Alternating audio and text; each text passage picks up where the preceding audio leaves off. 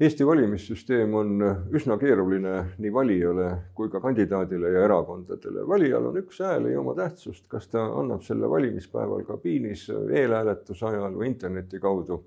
Kuid selle ühe häälega saavad arvestada nii valimisringkonnas üles seatud teisedki kandidaadid kui ka erakonna nimekiri tervikuna. Kandidaadid ja erakonnad teavad, et Riigikogu liikmeks võib saada 3 erineval moel. Need on siis isikumandaadi, ringkonnamandaadi ja kompensatsioonimandaadi kaudu.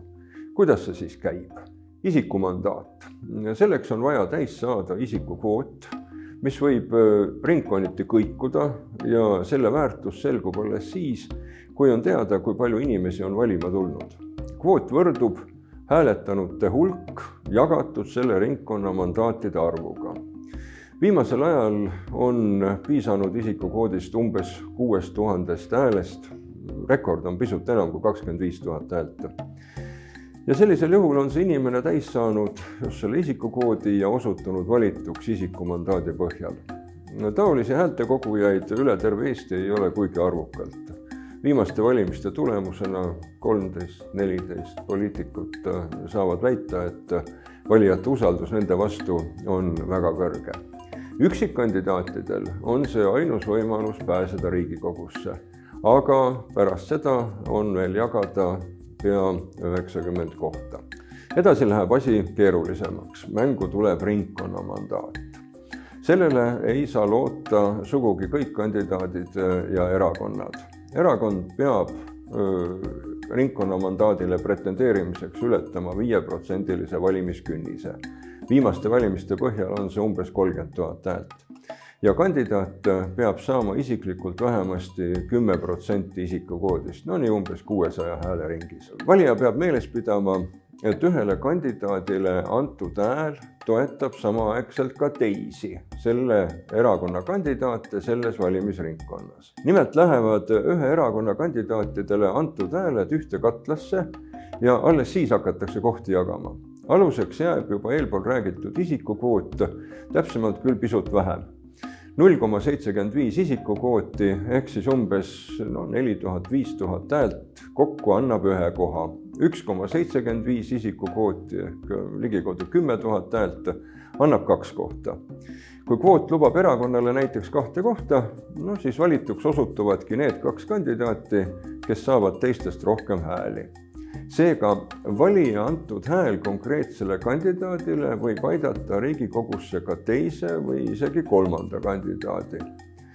Niimoodi valituks osutunud kandidaadid saavad oma koha siis ringkonnamandaadi kaudu ja viimaste valimiste põhjal said selliselt Riigikogusse 65-68 poliitikut. Kõige keerulisem on 3. võimalus saada Riigikogu liikmeks.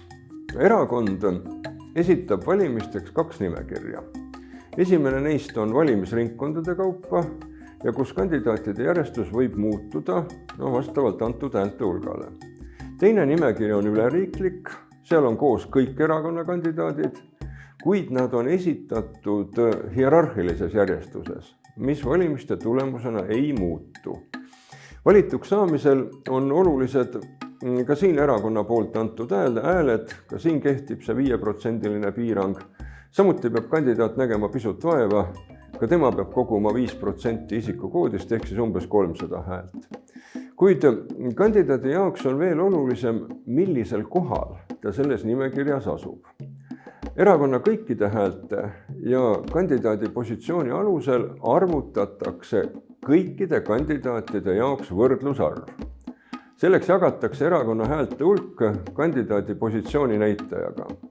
Kuid seda ei tehta mitte näitajaga 1, 2, 3 ja nii edasi, vaid positsioonid alates teisest kohast astendatakse 0,9-ga. Seega 2 astmel 0,9, 3 astmel 0,9 ja nii edasi.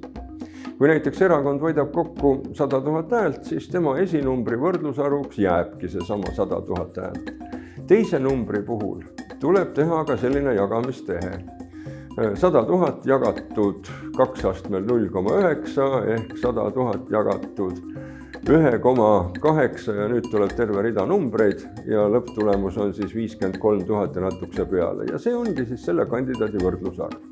Nüüd pannakse ritta kõik erakondade kandidaadid, kes ületasid 5% valimiskünnise, nopitakse välja need, kes osutusid valituks nii isiku kui ka ringkonnamandaadi kaudu ja järjestuse alusel täidetakse siis vabad kohad ja viimaste valimiste põhjal on selliseid inimesi olnud 19–22. Hoolimata nimetusest kompensatsioonimandaat, olgu öeldud, et paraku ei kompenseeri see suurt midagi. Pigem aitab see kaasa ebaproportsionaalsuse suurenemisele.